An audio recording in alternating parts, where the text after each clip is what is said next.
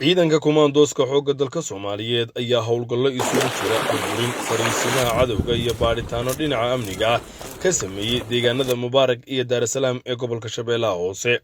deegaanadan ayay nabadiidku ku dhibaateyn jireen dadka shacabka aan waxba galabsan.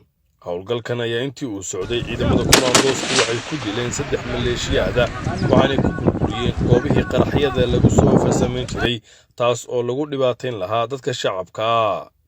dhinaca kale howlgalkan ayaa lagu soo qabtay horjoogayaal ka tirsan kooxda Al-Shabaab kuwaasoo kala ah madaxii wardoonka ee gobolka Shabeellaha Hoose iyo qaadigii maxkamadda ee deegaanka Mubarak iyo horjoogayaal kale. bacsigan ayaa imaanaya iyadoo weli uu sii soconayo howlgalka sifaynta Al-Shabaab ay wadaan ciidamada kumaandooska xoogga dalka Soomaaliyeed. Cabdillaahi Cabdiraxmaan idaacadda ciidamada qalabka sida ee Soomaaliyeed deegaanka Mubarak gobolka Shabeellaha Hoose.